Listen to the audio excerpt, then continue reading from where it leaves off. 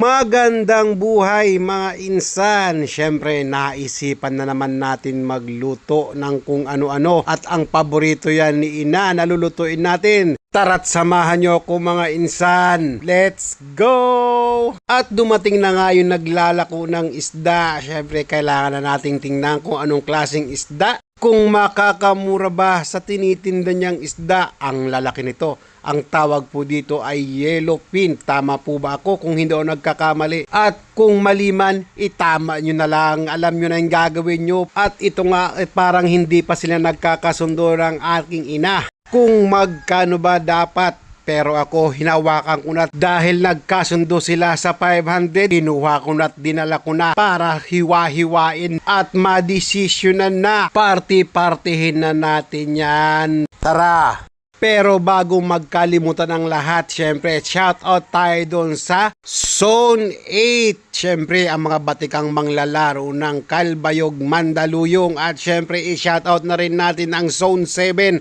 Isa rin po yan ng mga batikang manglalaro sa basketball.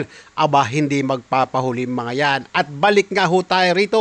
Tinanggalan ko na nga ho yan ng mga laman loob. Kasunod nito ay hiwa-hiwain na natin sa pira-piraso at para madesisyonan. At ang paborito ng aking ina, syempre sa parte ng isda ay ulo. Ayan po ang pinaka-paborito niya. Lalo't pag sinasabawan yan. Nako, napakasarap ho niyan. Ayan ho, iprinex pa nga. Syempre, isunod na natin yan yung pangalawang isda. At ang plano natin dyan ay inihaw o sinugba. Ayan po, isa pong pinakamasarap na pagluluto ng isdang ito. At syempre, diretso na tayo. Hugasan na natin kaagad yan. At habang naglilinis po tayo ay shout out tayo dun sa mga tricycle driver at syempre shout out na rin sa mga habal-habal dito sa Lawaan, Eastern Samar. Mabuhay po kayo at mag-iingat po lagi sa inyong mga biyahe. At kung nanonood ka naman po ay pakishare naman po ng aking video kung saan makakarating to. Maraming salamat. Bago nating recipe.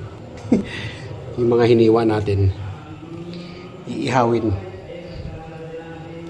Mag-iihaw tayo o magsusugba. Ayan. Ayan ho, ayan ho, ayan ho. Kuha tayo ng fish sauce. Fish sauce.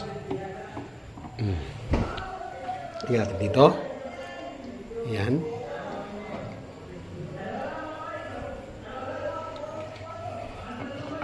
Mag-iihaw po tayo. Sa kabila. Sinsya na kayo, malakas yung ano ng TV.